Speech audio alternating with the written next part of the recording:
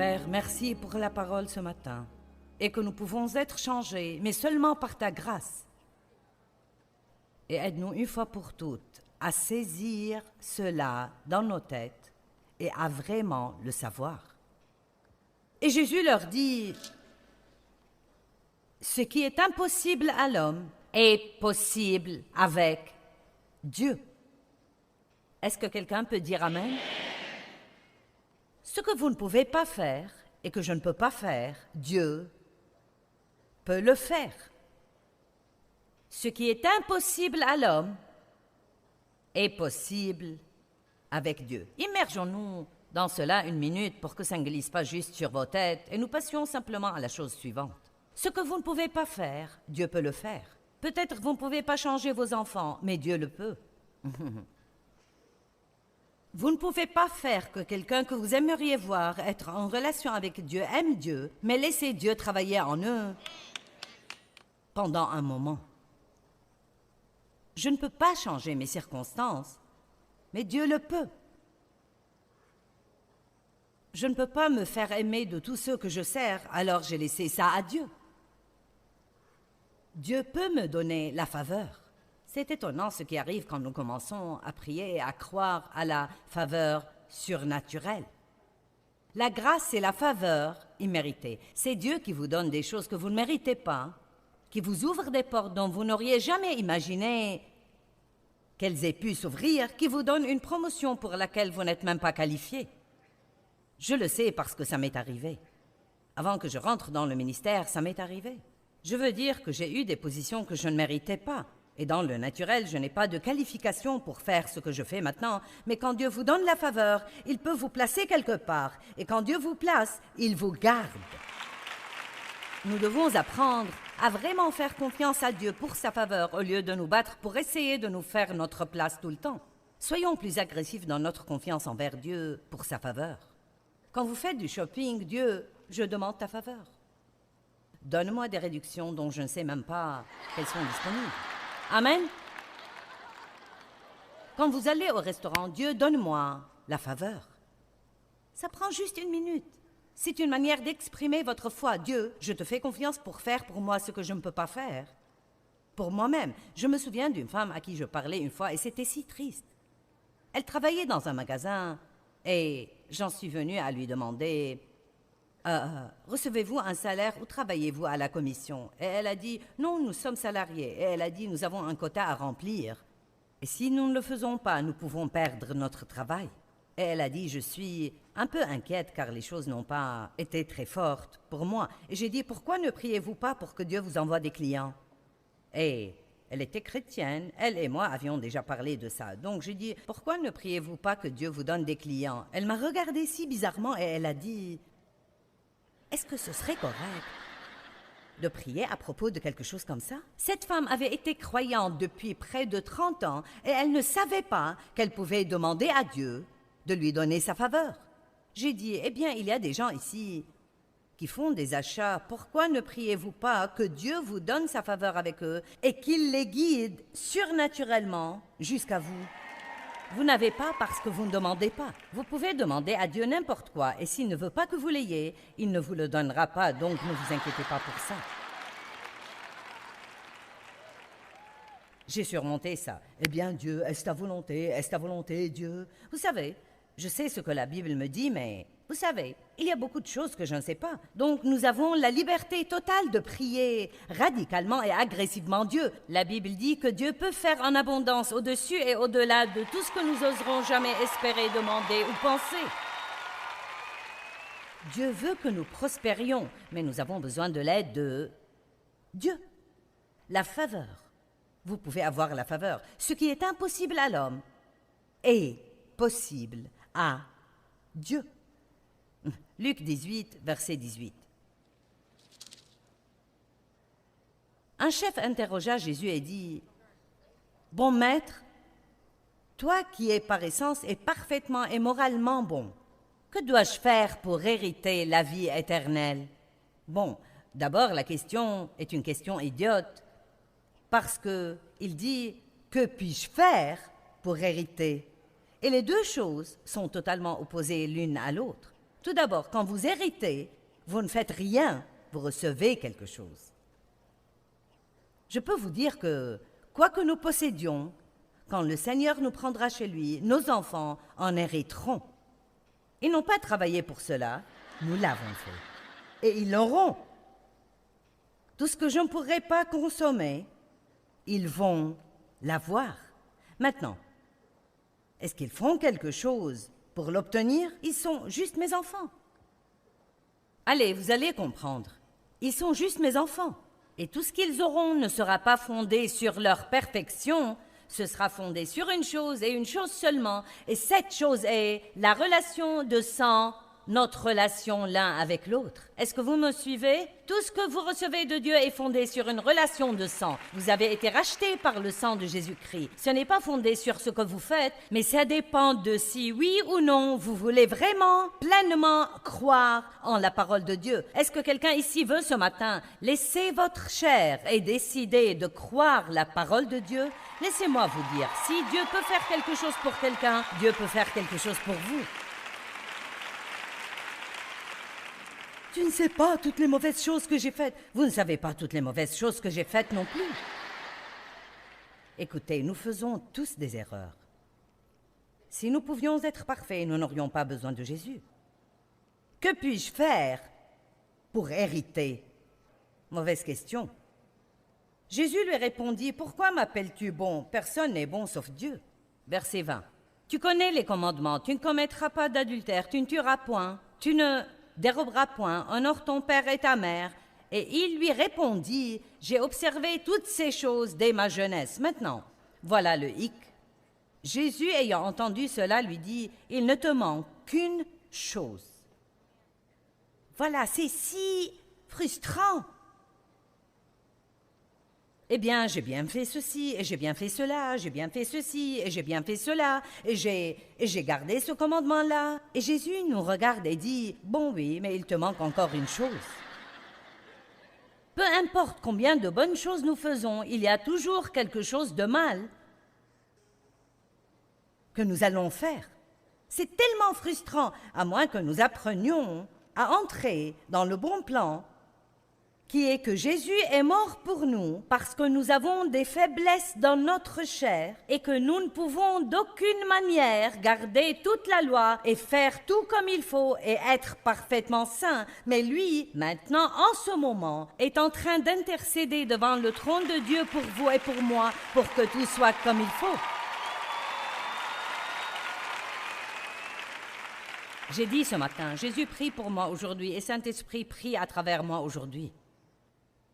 Pensez juste à ça. Il intercède constamment auprès du trône pour nous. Et la Bible dit que Dieu nous voit. Il choisit de nous voir juste parce que nous sommes en Christ. Il choisit de nous voir comme la justice de Dieu. Il choisit de nous voir justifiés, juste comme si nous n'avions jamais péché, juste parce que nous croyons. Nous croyons. Nous héritons.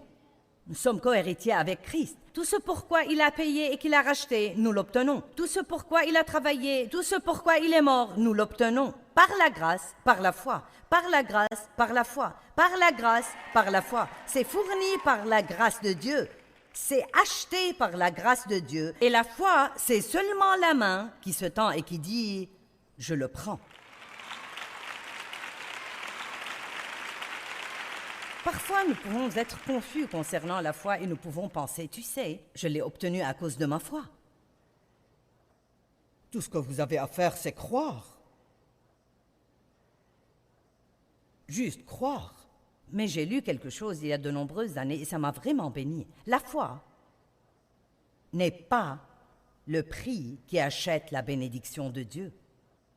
Elle est payée totalement par la grâce de Dieu, par le sang de Jésus. Écoutez, la foi, c'est uniquement la main qui se tend et la reçoit. Vous savez, obtenir signifie gagner par des luttes et des efforts. Mais recevoir signifie être juste un réceptacle et prendre tout ce qui est offert.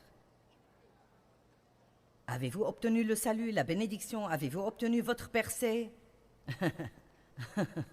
En vérité, si nous avons eu une de ces choses, ce n'est pas parce que nous l'avons obtenue. C'est parce que Dieu l'a donnée.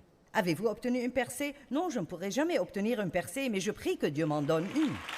Je prie qu'il en télécharge une pour moi. Il vous manque encore une chose. Par exemple, peut-être que vous priez 2 heures par jour et vous avez la capacité donnée par Dieu de mémoriser des chapitres entiers dans la Bible. Je parlais à Marilyn Hickey l'autre jour, une grande femme de Dieu, et juste en bavardant, elle a dit « J'ai mémorisé tout le livre de l'Apocalypse il y a des années. » Ça m'a donné une crampe au cerveau.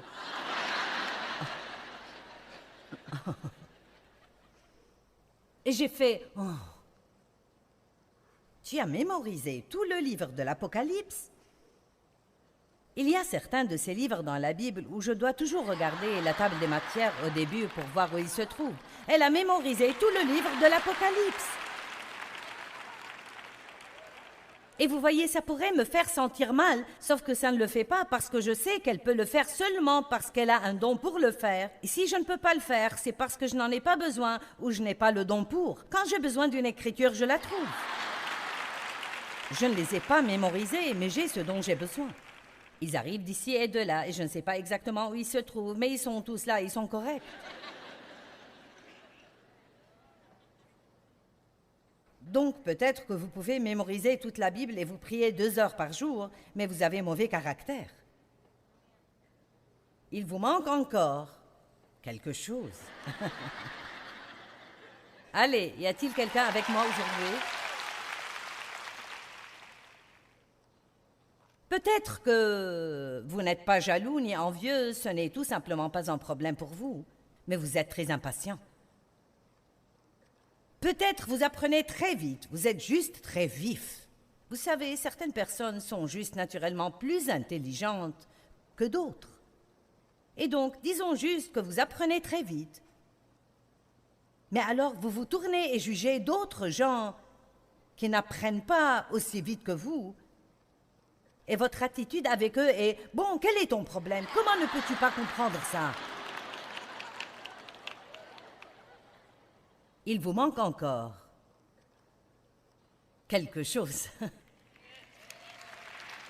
Vous êtes tous avec moi aujourd'hui? Il vous manque encore quelque chose. Donc, regardons 2 Corinthiens 12, versets 7 à 9. Avant que nous soyons trop contrariés par nos faiblesses, regardons juste comment nous devrions les voir. Je ne sais pas pour vous, mais j'en ai eu assez il y a longtemps d'être continuellement fâché contre moi-même, et je ne perds plus mon temps avec ça.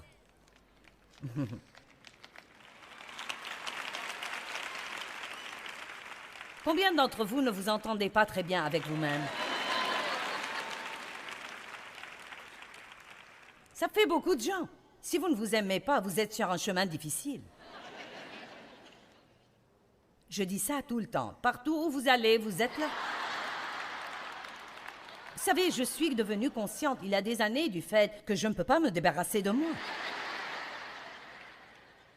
Vous ne vous éloignez jamais de vous-même une seconde. Vous ne pouvez pas aller à la salle de bain sans vous. Vous ne pouvez pas vous doucher sans vous. Vous ne pouvez rien faire sans vous. Et sérieusement, si vous ne vous aimez pas, vous êtes tout le temps fâché contre vous-même. Et si quelqu'un faisait la paix avec soi-même aujourd'hui? 2 Corinthiens 12, verset 7. L'apôtre Paul, « Et afin que je ne sois pas enflé d'orgueil. » Rappelez-vous notre petit ballon hier soir que nous avons gonflé.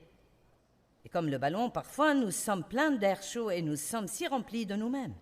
Et puis, rappelez-vous, j'ai lâché le ballon, il s'est envolé et s'est vidé. Et c'est ainsi que nous sommes. Nous disons, béni soit Dieu, je pourrais faire ceci. Oh oui, mais il y a encore cette chose. Afin que je ne sois pas enflé d'orgueil et trop exalté à cause des révélations si extraordinaires qui m'ont été données, Dieu utilisait Paul d'une manière étonnamment stupéfiante. Vraiment. Il a reçu, par révélation, il a écrit les 2 tiers du Nouveau Testament. Et donc, afin qu'il ne soit pas enflé d'orgueil, il m'a été mis une écharpe dans la chair, un messager de Satan destiné à me torturer et à me harceler pour m'empêcher d'être excessivement exalté. Donc, quelque chose le harcelait continuellement, le gênait tout le temps, que c'était une personne ou une faiblesse personnelle ou quelque chose dans son corps physique. Ce que c'était n'est pas important. Je pense que ce qui importe, c'est que c'était là. Et il semble que c'était un don de Dieu. C'était quelque chose que Dieu permettait dans sa vie. Dieu ne nous donne jamais rien de mal, mais parfois il va permettre certaines choses, car même si ça n'a pas de sens pour nous, ce sera en fin de compte mieux pour nous spirituellement. Vous voyez, c'est comme si chaque fois que j'ai un problème et que dès que je prie, Dieu m'en délivre surnaturellement, je penserais que ce serait magnifique. Mais vous savez quoi? Ce ne serait pas la meilleure chose pour moi spirituellement. Vous savez pourquoi? Parce que je n'aurais jamais à exercer ma foi. Ma patience ne grandirait jamais. Je n'apprendrai jamais comment avoir de la ténacité. Je laisserai tomber trop facilement. Donc Dieu ne me délivre pas sur le champ dans sa sagesse, parce qu'il y a des choses plus profondes qu'il veut que nous apprenions. Et nous sommes toujours concernés seulement par notre présent, notre confort immédiat, mais Dieu est plus concerné par les valeurs éternelles qu'il plante à l'intérieur de nous. Donc Paul voulait être débarrassé de cette contrariété, irritation, frustration, quoique c'est été, et nous en avons tous. Et Dieu a dit non. Maintenant, regardez. Joyce, s'il te plaît, ne me dis pas que je ne vais pas être débarrassé de cette chose qui me gêne. Eh bien, je le laisse juste entre vous et Dieu, je suis... Mais il m'a dit, bon, d'abord, verset 8. 3 fois j'ai supplié le Seigneur et l'ai imploré à ce sujet et l'ai prié de l'éloigner de moi. Je peux vous dire que j'ai prié plus que 3 fois pour certains de mes trucs. Et il m'a dit, ma grâce, ma faveur, bienveillance et miséricorde te suffit. C'est suffisant contre n'importe quel danger, et j'adore cette partie, et te permet de supporter vaillamment les problèmes. En d'autres termes, arrête de t'en plaindre. Lève-toi comme un homme ou une femme de Dieu et dis, je ne m'attends pas à ce que tout dans ma vie soit parfait. J'ai la puissance du Saint-Esprit dans ma vie qui me permet de faire tout ce que j'ai besoin de faire et de le faire avec le sourire aux lèvres. Alléluia.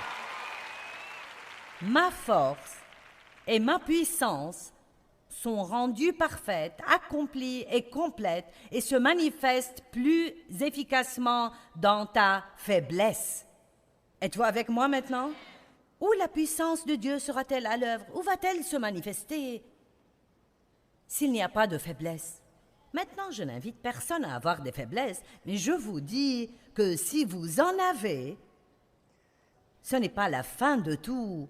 Et Dieu vous aime toujours, et il va quand même travailler avec vous, car si nous n'avons jamais de raison d'avoir besoin de Jésus, nous allons arrêter d'avoir besoin de lui.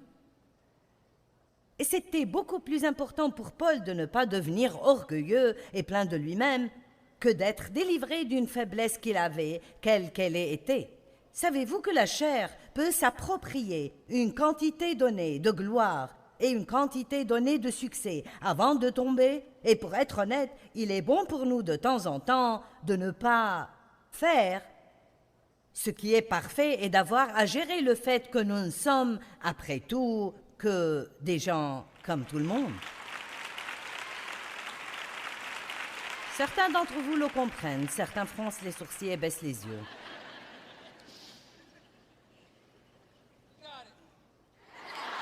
Merci. Mais maintenant, il y a la partie que j'essaye encore de comprendre. Ma grâce te suffit, ma grâce agit le plus dans ta faiblesse. Bon, Paul a vite compris le message. Paul a dit, la dernière partie, c'est pourquoi.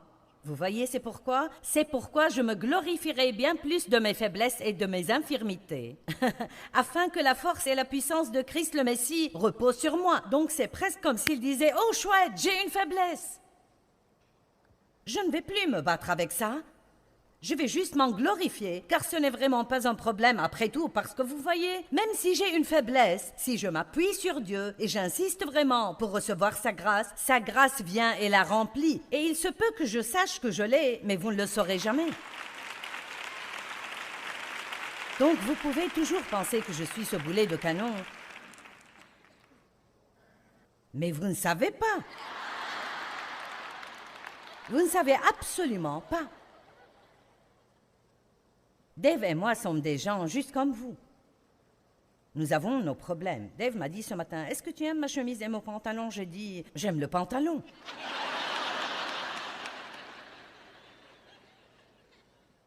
Et alors il m'a dit, « Êtes-vous prêt pour cela ?» Bon, j'ai 70 ans. Je pense que j'ai l'air plutôt bien pour 70 ans. Je veux dire, je n'aurai pas 70 ans avant juin, mais j'aurai 70 ans en juin. Donc, il me dit ce matin, « Tu as une petite poche juste là. » Bon, vous savez, franchement, il y a 20 ans, je serais passée en mode tueuse.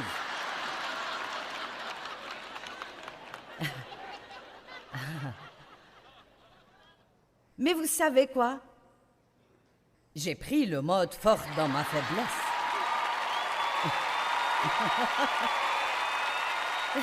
Et ça marche plutôt comme ça. Dieu, aide-moi à me taire, aide-moi à me taire. Oh Jésus, aide-moi à ne pas me fâcher et à ne pas m'offenser. Je n'avais pas à passer par tout ça ce matin parce que j'ai déjà... Nous faisons ça tout le temps, mais vous savez, je dois faire cela par moment parce que nous avons des faiblesses. Donc me voici. Vous savez, j'ai ce ministère mondial et il y a notre conducteur de louanges qui a eu 5 Grammy Awards et toutes ces choses géniales que tout le monde fait. Et nous sommes juste des gens ordinaires. Des gens vraiment, vraiment normaux. Des gens... que Dieu choisit à dessein. 1 Corinthiens 1.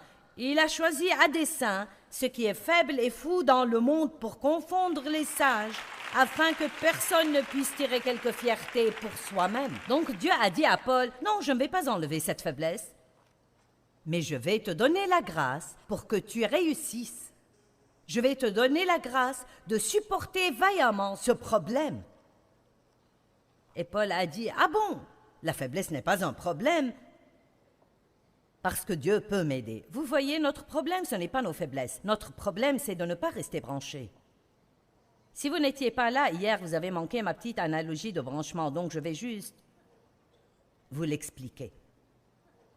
Ceux qui espèrent dans le Seigneur renouvellent leur force. Nous devons nous brancher sur notre source d'énergie qui est Dieu. Et ça vient lorsque nous prenons un peu de temps et allons à Dieu, que ce soit 1 minute aux toilettes, 1 minute aux toilettes du bureau quand vous sentez que vous êtes sur le point de dérailler, que ce soit 10 minutes de marche à l'extérieur, ou bien dans votre lieu de prière le matin, où qu'il soit, et là vous tirez la force dont vous avez besoin, avant même de savoir que vous en avez besoin. Ne pensez pas que, parce que vous vous levez le matin du bon pied, que la journée va être bonne. Je fais toujours le plan d'être bien quand je suis allongée dans mon lit, et ça va jusqu'au moment où je mets le pied sur le sol. Et c'est là que les problèmes commencent. Je peux m'entendre avec tout le monde tant qu'il n'y a personne à la maison. Je n'ai pas de problème avec ça. Je suis quelqu'un de si facile tant qu'il n'y a personne à proximité. Loué sois-tu, Seigneur, je t'aime. Oh, je me sens si spirituel. Oh, alléluia. Ne regardez pas la poche. Alléluia, alléluia.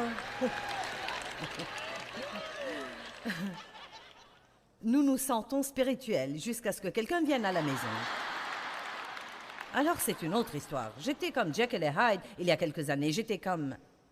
Je ne sais pas d'où venait ce monstre intérieur, mais dès que quelqu'un m'exaspérait ou m'irritait un peu, je devenais comme une autre créature. J'ai découvert un secret, vous savez. Vous ne vous sentirez plus aussi mal après avoir fait une bêtise si vous ne vous sentez pas si bien lorsque vous faites quelque chose de bon. Allons, disons-le encore. Vous ne vous sentirez plus aussi mal après avoir fait une bêtise si vous ne vous sentez pas si bien lorsque vous faites quelque chose de bon. Parce que la question, c'est que si je fais quelque chose de bon, c'est seulement Dieu qui fait le bien à travers moi. Et si je fais mal, alors seul Dieu peut s'en occuper. Donc j'ai appris à m'appeler moi-même une tout rien. Je suis tout en lui et rien sans lui. Simplement tout rien. Vous savez, la grâce de Dieu qui nous a sauvés est exactement la même grâce qui va nous changer et nous aider à grandir dans de nouvelles étapes de dévotion. Nous devrions tous désirer cela. Nous ne pouvons pas changer excepté par la grâce de Dieu. Apprenez comment recevoir la grâce de Dieu dans votre vie. Apprenez comment dépendre d'elle entièrement.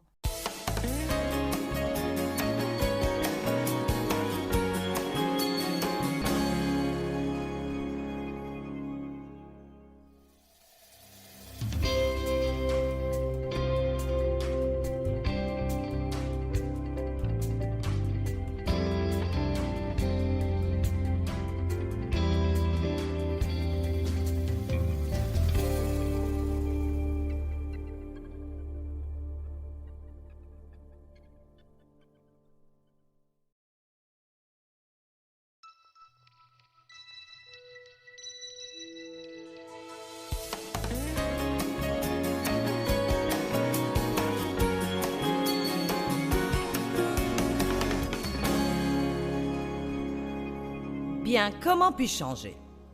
Nous savons tous que nous avons besoin de changer. Nous ne voulons pas juste être heureux de demeurer tels que nous sommes. Loué soit le Seigneur, Joyce, que je peux avoir des faiblesses. Non, chaque fois que nous lisons la parole, nous voyons des domaines où nous avons besoin de nous améliorer un peu.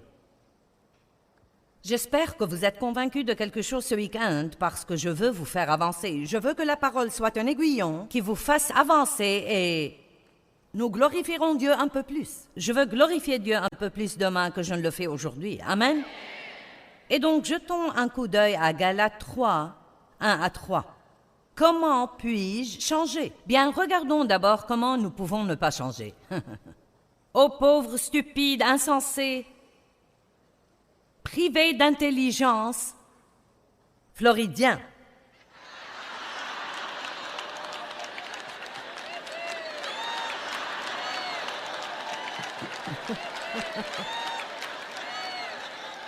Juste pour que nous puissions le prendre personnellement, ou bien où que vous soyez dans le monde aujourd'hui. Il parle ici à l'église Galate, mais nous avons besoin de le personnaliser. Qui vous a fasciné ou envoûté ou ensorcelé, alors que sous vos yeux a été exposé et graphiquement exposé Jésus-Christ crucifié, le Messie. Laissez-moi vous demander une chose. Est-ce en obéissant la loi et en pratiquant ses œuvres que vous avez reçu l'Esprit, ou parce que vous avez cru au message de l'Évangile? Est-ce en raison de la pratique des rituels de la loi, ou est-ce que ça venait du message de la foi? Hier soir, nous avions 1083 personnes debout pour dire qu'elles voulaient naître de nouveau ou renouer une relation avec Dieu rompue. 1083. Comment est-ce que ça leur est venu? Est-ce grâce à quelque chose qu'ils avaient fait? Non. Ce qu'ils avaient fait, c'est péché. Donc, voilà ce qu'ils ont fait. Je crois. Oui, je t'ai entendu. Jésus est mort pour moi. Il a pardonné mes péchés. Il m'aime. Je peux être en relation avec lui. Oui, je le crois. Donc, ils l'ont reçu par la foi. Et quand nous avons lu les Écritures, hier soir en Colossiens 2,6, elles disent « De la même manière que nous recevons Jésus-Christ, de la même manière maintenant nous devons vivre et marcher en lui. » Donc, nous sommes nés de nouveau par la foi, nous marchons par la foi. Comment marchons-nous? Nous le voyons tout le temps. Je marche par la foi, je marche par la foi. Bon, le faisons-nous vraiment? Je marche par la foi signifie que je ne pense pas que je vais gagner quelque chose par mon travail et mes efforts, parce que même si je parviens à faire quelque chose concernant mon problème, je ne pourrais pas le faire si Dieu ne m'en avait pas donné la grâce. Si j'ai une bonne idée, ce n'est pas parce que je suis intelligente, c'est parce que Dieu m'a donné la bonne idée. Chacune des chansons que l'équipe a écrites, ou n'importe quel grand musicien dans le monde, ça venait de Dieu. Ce don, ce talent vient de Dieu. Amen.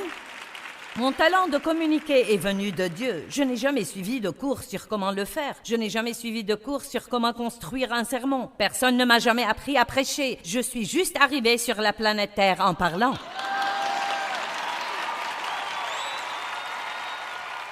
Et je suis une bonne communicante. Je ne parle pas pour parler. Je sais faire comprendre mon idée. C'est un don. Il y a beaucoup d'autres choses que je ne fais pas. Je ne cuisine pas très bien.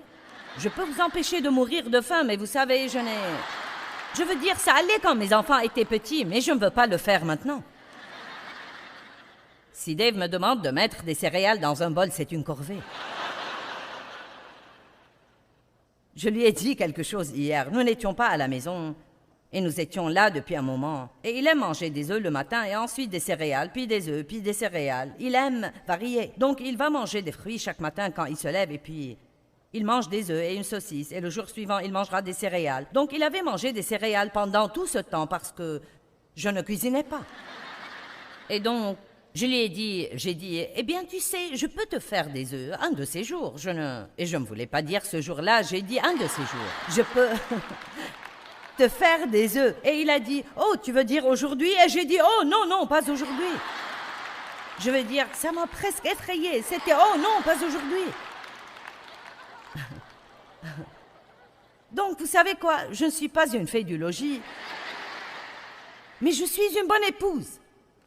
Vous n'avez pas besoin d'être normal et comme tout le monde pour être doué dans un domaine. Parce que quoi que vous ne puissiez faire, il y a quelque chose d'autre que vous pouvez faire. Amen? Je ne vais pas aller plus loin avec ça. Laissez-moi vous demander une chose. Comment avez-vous reçu l'Esprit Saint? Était-ce par les œuvres ou était-ce par la foi? Verset 3, j'aime ça. Êtes-vous stupide, inintelligent et insensé à ce point? Vous qui d'abord avez commencé par l'Esprit Saint, recherchez-vous maintenant la perfection par la dépendance à la chair? Waouh, c'était libérateur pour moi quand j'ai lu cela pour la première fois, il y a bien longtemps. Je m'efforçais si dur d'être bonne et j'essayais vraiment fort de ne pas avoir de faiblesse et d'être ce que je pensais que Dieu attendait de moi. Et j'étais juste tout le temps si frustrée. J'essayais de changer mes enfants, j'essayais de me changer, j'essayais de changer Dave, j'essayais de changer mes circonstances, j'essayais de faire croître mon ministère. Pendant des années, j'ai essayé presque jusqu'à en mourir. Et puis j'ai découvert que nous sommes supposés croire. Je le savais, mais je le court-circuitais.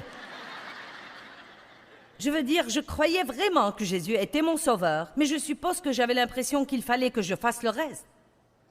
Je savais que sa grâce me sauvait, mais je ne comprenais pas la grâce par laquelle je devais vivre. Et ce que je veux partager avec vous, c'est que c'est la même grâce qui vous a sauvé, qui va vous faire réussir chaque jour. C'est la même grâce qui va vous changer, vous aider à entrer dans de nouveaux stades de sainteté, qui va vous donner la faveur, qui va faire que les gens vous apprécient, qui va vous ouvrir des portes. Cette même faveur est ce que nous devons avoir, cette même grâce dans chacun des moindres domaines de notre vie. Et nous devons apprendre à vivre par la grâce. Et ensuite, la vie devient bonne. Et juste au cas où vous penseriez que vous êtes un cas spécial et que ça n'a aucune chance de fonctionner pour vous, eh bien ce soir, je vais parler d'une grâce spéciale pour un cas spécial.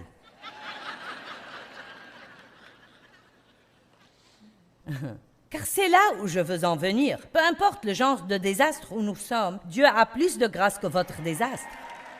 Là où le péché abonde, la grâce surabonde. Vous ne pouvez pas avoir un problème que Dieu ne peut pas résoudre. Vous m'entendez aujourd'hui? J'ai dit, vous ne pouvez pas, vous ne l'avez pas. C'est impossible d'avoir un problème que Dieu ne peut résoudre. Alléluia! Le psaume 127. Ouvrez au psaume 127, 1, il dit « Si l'Éternel ne bâtit la maison, ceux qui la bâtissent travaillent en vain. » Bon, ne passons pas dessus. Ils travaillent. Ils s'y attellent. Ils travaillent. Quand vous travaillez, vous êtes fatigué et épuisé tout le temps. Ils travaillent et leur travail ne sert à rien. Je veux vous dire que je ne pense pas qu'il soit possible d'être une personne qui réussit véritablement si vous n'apprenez pas à recevoir la grâce de Dieu et à le laisser agir à travers vous et ensuite à lui rendre le crédit et la gloire. Vous dites, attends, je connais beaucoup de gens qui réussissent et qui ne sont pas même croyants. Vous savez, ils n'ont pas vraiment de succès. Je vais vous dire pourquoi. Il se peut qu'ils aient un succès apparent, mais ils n'ont pas de paix. Ils n'ont pas de joie. Ils sont probablement totalement égoïstes et centrés sur eux-mêmes. Ils s'attribuent tout le crédit. Il se peut qu'ils n'aient pas d'amis. Il leur manque beaucoup de choses. Avoir juste un succès apparent ne signifie nécessairement pas qu'on est une personne qui a réussi. Et j'ai appris il y a longtemps que je n'ai pas un ministère réussi si tout ce que j'ai, c'est une foule et pas de paix, pas de joie à la maison.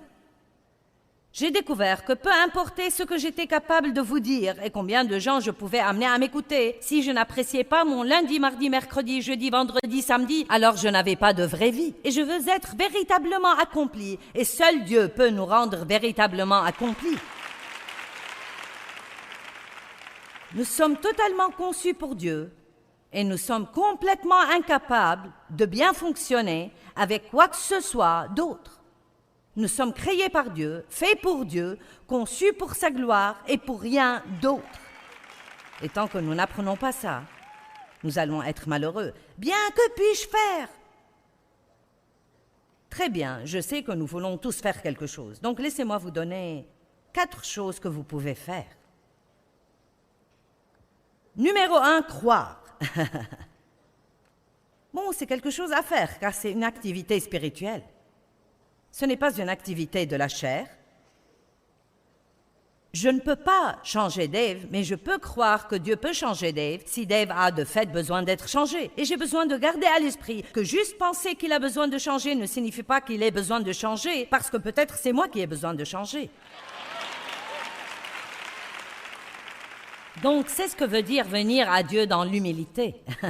Avant de commencer à prier pour que quelqu'un d'autre change, vous feriez mieux de dire « Oh Dieu » au cas où. Je lisais Abdias 1.3 la semaine dernière. « L'orgueil de ton cœur t'a trompé. » Oh là là, nous pouvons juste penser que nous n'avons aucun problème, que tous les autres ont tous les problèmes. Et c'est juste parce que nous ne nous voyons pas nous-mêmes. Nous regardons les autres à travers une loupe, mais nous avons ces verres de lunettes roses avec...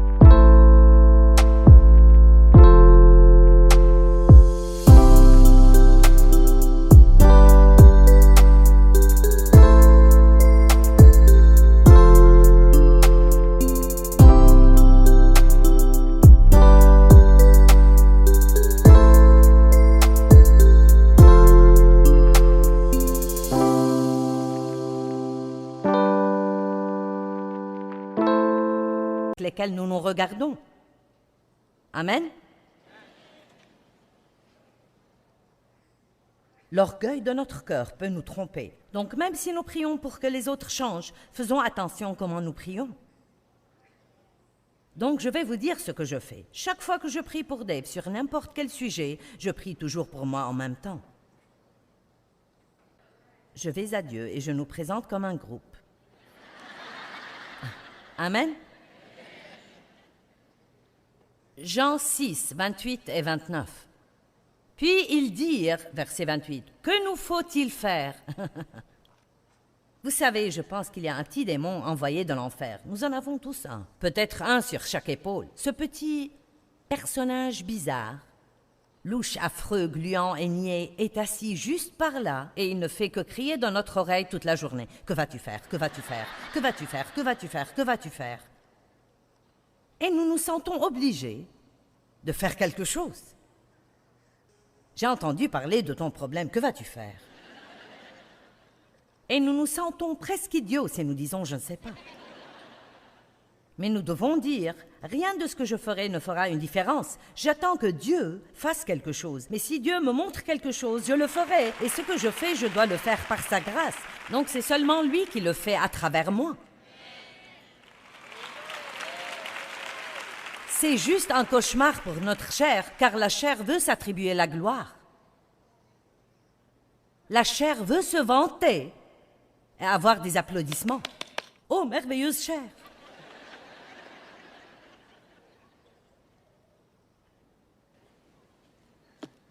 Vous priez 2 heures par jour et vous ne réalisez pas que c'est un don de Dieu qui vous rend capable de le faire. Vous êtes un grand intercesseur. Dieu vous a équipé pour intercéder et puis vous allez déjeuner avec quelqu'un et ils sont de jeunes chrétiens.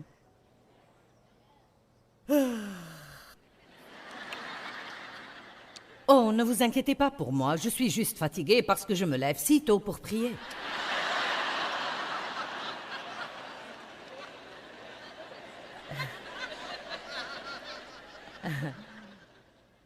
La chair est juste en train de dire « Quelqu'un doit savoir ce que je fais. »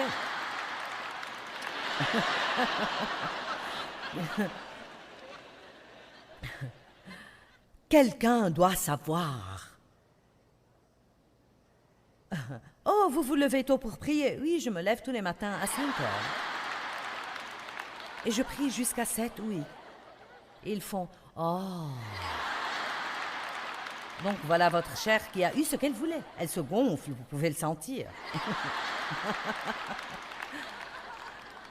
Donc, afin de nous garder de nous gonfler et trop nous exalter à cause de l'importance de notre vie de prière, il nous a été donné en ce jour-là une épine dans la chair.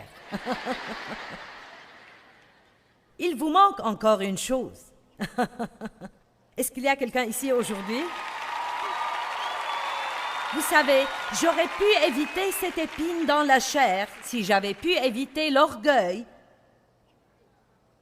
d'essayer de tirer gloire pour ce que Dieu faisait. Disons juste que vous baillez juste sincèrement et si quelqu'un dit « Es-tu fatigué ?» Dites juste « Oui. »« Oh, t'es-tu levé tôt ce matin ?»« Oui. » S'ils insistent « Pourquoi ?» Dites « Eh bien, je me lève tôt pour prier. »« Oh non, ne me donne pas la gloire. C'est juste que Dieu travaille en moi pour me permettre de le faire. » C'est comme ça que nous pouvons nous épargner d'avoir des problèmes tout le temps. Que nous faut-il faire pour travailler aux œuvres de Dieu? Que pouvons-nous faire pour réaliser ce que Dieu demande? Jésus leur répondit, verset 29, « L'œuvre, le service de Dieu, c'est de croire. » Bon, il doit y avoir quelque chose d'autre. Non, pour sûr, c'est tout ce qui est dit. C'est de croire en celui qui l'a envoyé. C'est que vous restiez fidèles, ayez confiance, dépendiez et ayez foi dans son messager. Vous devez vous appuyer sur Dieu. Bon, comment puis-je savoir si je crois? C'est extrêmement simple. Vous voulez le voir? Hébreux 4, 3.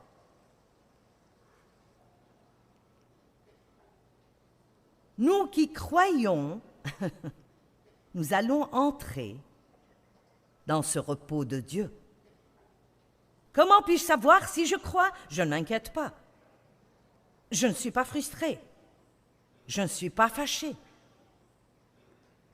Je ne sais pas quand ça va arriver. Je ne sais pas si ça m'importe tant que ça. Dieu va le faire au bon moment, quand c'est le temps et qu'il est prêt. Essayez de le faire accélérer, il ne marchera pas. J'ai découvert que Dieu n'est généralement pas en avance, mais il n'est jamais en retard. Quand nous avons cru, nous sommes entrés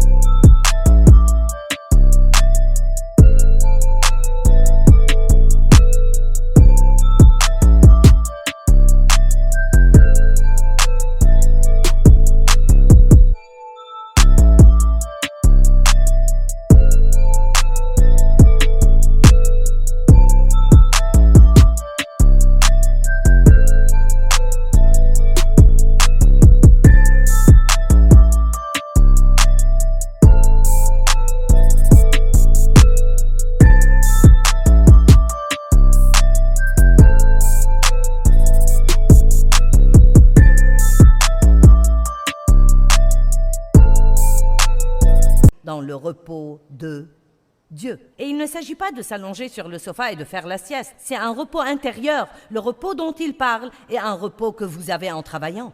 Ce n'est pas le repos du travail, c'est le repos que nous avons en travaillant. C'est pourquoi j'ai dit hier soir que je travaille dur. Sûrement vous comprenez que pour construire et maintenir ce que Dieu nous a permis d'avoir, j'ai travaillé très dur, et Dave aussi, mais ce que je fais n'est pas un travail dur. Vous voyez la différence? Je travaille dur, mais ce que je fais n'est pas un travail dur parce que c'est vraiment la grâce de Dieu qui le fait à travers moi.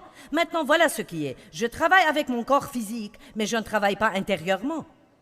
C'est la différence. Ce qui nous épuise, c'est le travail intérieur. J'ai dit hier soir que je préférerais faire 3 de ces séminaires à la suite, 4 sessions chacun, que de passer une journée, une période de 24 heures, soucieuse ou stressée ou anxieuse ou en colère contre quelqu'un. Ça m'épuise.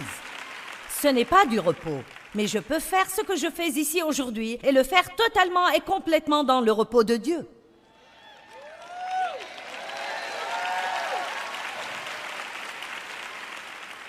Je n'essaye pas de vous impressionner. J'espère que vous m'aimez bien, mais sinon vous devez prendre ça à Dieu. Donc vous voyez que je ne vis pas sous cette pression? Savez-vous quelle pression c'est quand vous sortez au milieu des gens et vous croyez qu'il faut les impressionner? Personne n'est libre, personne n'est totalement libre jusqu'à ce que vous n'ayez plus besoin d'impressionner quelqu'un. Nous n'avons pas à nous impressionner les uns les autres. Il faut que nous nous aimions, il faut que nous nous servions, il faut que nous utilisions le don que Dieu nous a donné au bénéfice des autres. Ils utiliseront leur don à notre bénéfice. Vous n'avez pas à rester là à être jaloux parce qu'une de ces filles ici peut si bien chanter. Il faut que vous réalisiez que Dieu a mis ce don en elle pour vous. Elle travaille, vous êtes assis là et en profitez. Amen. Pas de comparaison. Pas de compétition. Vous n'avez pas à être comme quelqu'un d'autre. Soyez en totalité et en entièreté vous-même. Wow! Et puis les versets 10 et 11 dans Hébreux 4 disent « Empressons-nous donc d'entrer dans le repos de Dieu. » Verset 10 « Car celui qui entre dans le repos de Dieu se repose de ses œuvres, de la fatigue et de la peine du travail humain, comme Dieu se repose des siennes. » Comment pouvez-vous dire, si vous êtes dans la foi, vous avez le repos de Dieu? Deuxièmement, vous pouvez faire ce que Dieu vous conduit à faire. Il y a l'obéissance et il y a l'action qu'il faut faire parfois pour résoudre les situations où nous sommes. Mais c'est une folie de juste monter votre propre plan et d'essayer de faire quelque chose pour voir si ça marche. Ce que nous pouvons faire, c'est ce que Dieu nous conduit à faire. Dieu a dit à Moïse, « Tends ton bâton au-dessus de la mer Rouge et elle va s'ouvrir. » Bien, je ne pense pas. Mais il a obéi et Dieu l'a ouverte. Je viens ici, j'ouvre ma bouche et Dieu se manifeste. Vous voyez, beaucoup de gens ne vont même pas venir. Vous savez, faites ce que vous pouvez faire. Vous pouvez travailler. Donc, travaillez. Si vous n'avez pas de travail, vous pouvez en chercher un. Mais vous ne pouvez faire que quelqu'un vous embauche. Seul Dieu peut le faire. Donc, il faut que nous fassions la part que Dieu nous montre. Si vous avez blessé quelqu'un durement et Dieu vous pousse à aller vous excuser, alors humiliez-vous et allez le faire. Vous ne pouvez pas faire qu'il vous pardonne, mais vous pouvez faire votre part. Regardez, ce qu'il faut faire, c'est la part que vous pouvez faire. Peut-être avez-vous terriblement blessé quelqu'un, peut-être que vous avez détruit une amitié, et peut-être que vous ne voyez aucun moyen pour vous de la restaurer, et vous regrettez de tout votre cœur d'avoir fait cela, mais c'est trop tard parce que maintenant il n'y a aucun moyen de réparer. Mais Dieu pourrait la réparer. Bon, et que puis-je faire? Si Dieu vous y conduit, allez vous humilier et dites « C'était entièrement ma faute, je suis vraiment désolé, pardonne-moi. » Mais s'il ne vous pardonne pas, maintenant c'est entre Dieu et eux, ce n'est plus votre problème. Allez, est-ce qu'il y a quelqu'un avec moi aujourd'hui? Faisons ce que Dieu nous montre, parce que c'est la foi. La foi sans les œuvres est morte, mais nous ne pouvons nous approcher avec toutes ces œuvres et pas de foi. Ça ne servira à rien. J'aimerais vous montrer Éphésiens 6, mais nous n'avons pas le temps ce matin. Il y est dit, ayant répondu à toutes les exigences de la crise, tenez-vous fermement à votre place. Et ce mot, tenez-vous, est le même mot qui est traduit par demeurer en Jean 15. Ayant fait tout ce qu'exige la crise, faites ce que Dieu vous montre, engagez une action, utilisez votre...